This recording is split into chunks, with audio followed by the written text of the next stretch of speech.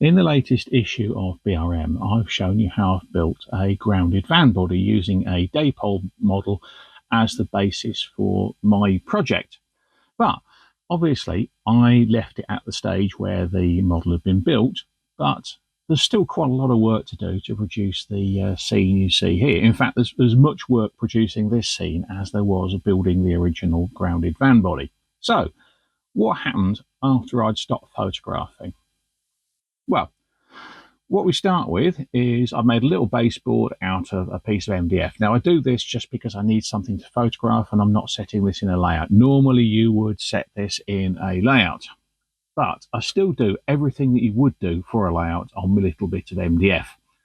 The first thing is, even though it's only a tiny little scene, I don't like completely flat baseboards. I think they look unnatural. So I use a bit of DIY wall filler, and most importantly, I apply it with a wet palette brush. So a wet palette knife, should I say. That makes it a lot easier to spread. And I just built it up around the back of the baseboard. So here you can just about see there's a little bit of depth to the landscape there, and that just looks a lot more natural than plonking something down straight onto flat wood. After that, it's time for some scenic finishes. Now, we started, or at least I started, with the area here. I'm not really sure what it's supposed to be, a sort of mix of earth and mud and gravel or something like that, but it wanted to look like it was the corner of a farm. And the first stop was to spread it all with PVA and then use some sawdust. Now, this is sawdust that I collected many, many years ago when sanding a floor. Collected the sawdust out of the bag, put it in an ice cream tub, and I've been merrily using it ever since. And that gives you really nice colour here. But I wanted a bit of darker stuff, so here's a bit of a surprise. Here we are, darker stuff. What is this, you cry? Well, if you could smell it, you'd be able to tell it's actually dried tea. Yes, genuine dried tea from tea bags.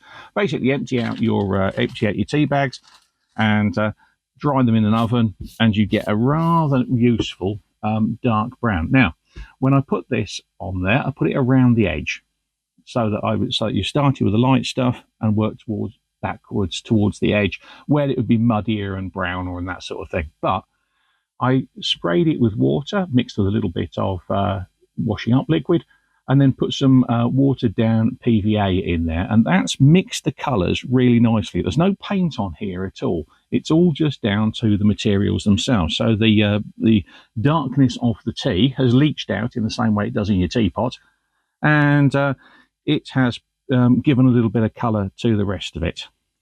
After that, let that dry. Really important, let that dry. And then the back of the bank is attacked with static grass. But before I do that, I fitted the fence. The fence is nothing more than standard ratio fencing, which I have sprayed with track colour from Rail Match. I think it's called Sleeper Grime, but Humbrol do a track colour paint if you prefer to paint it by hand. I just use a spray for speed on these sort of things.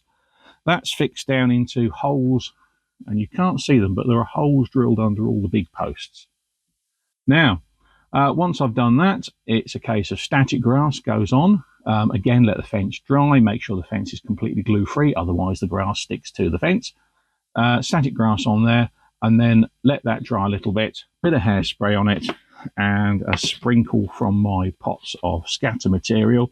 These are both Hornby products, I think. They're from the Scale Scenics range, the coarse and the medium greens. Just sprinkle gently on there with a little bit of yellow flock in for some flowers, because I think it makes it look pretty. But that, you've seen me demonstrate that before. Basically, it turns your grass into weeds, and just the hairspray is enough to hold it down. Finishing touch is a tree, because I think the tree just adds a bit of useful height and makes the scene look even more attractive. And again, for speed, I've used some Woodland Scenics trees straight out of the box. These are the medium, these are 4 to 5 inch sun-kissed, apparently. Green, I think is what you'd call it. But these are 4 to 5 inch tall trees, and they come with a little spike on the bottom and a little bit of plastic. In fact, I'll unpack one. Let's see if we can have a look in the box. Yeah, there you go.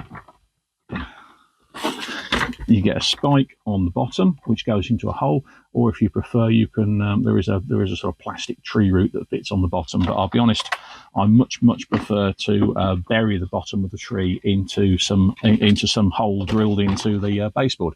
Another benefit of using a bit of filler there is that you've got a bit more depth to work with for the tree to hold into. So there we are. That's all the green stuff.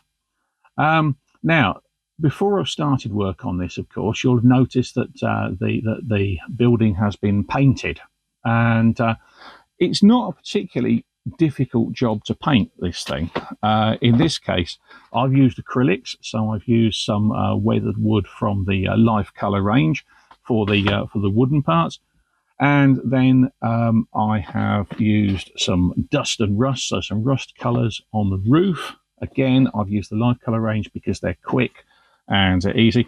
And then I've sprayed the whole. Then what I've done is I've let them dry properly, I should say. Really important at this stage, you let these things dry properly.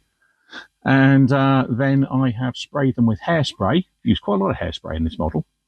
Sprayed them with hairspray, 2 or 3 coats of that. Let the model dry, and then given it a spray of acrylic dark grey from the Humbrol range. Letting that dry for a few minutes, taking the whole lot down to the sink and giving it a scrub with a toothbrush. That peels away some of the grey and leaves the rust showing underneath. Then a little bit of dry brushing just to soften the edges of the rust, a little bit of weathering powder. On the building itself, I've dry brushed again with some of the paler wood colours, and again, just to blend it all in, and then a wash of a sort of dark brown from the Citadel Miniatures range. Just it's dark brown weathering, just to bring up the plank lines and that sort of thing.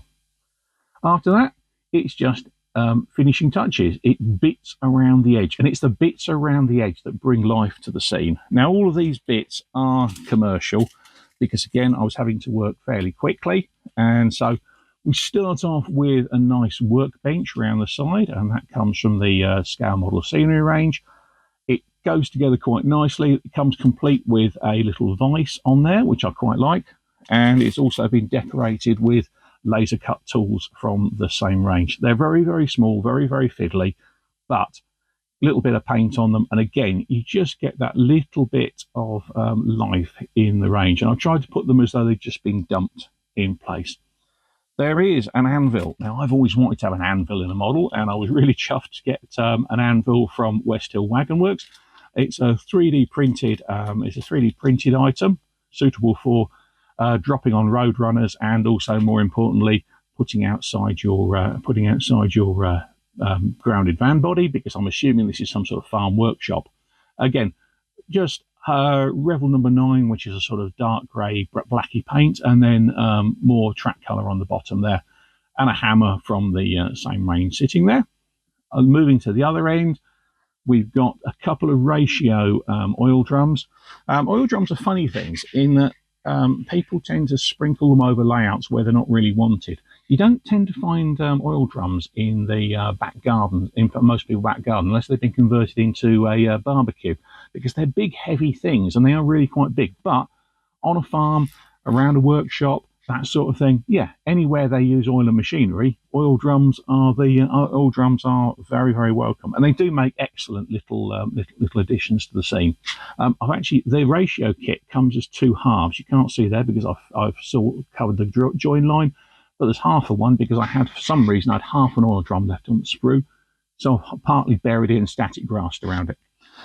And then the finishing touch is a chair leaning against the grounded van body, and that is again Scale Model Scenery. It's from the Tables and Chairs set. I'm assuming it's a dining room chair that's been put outside somewhere.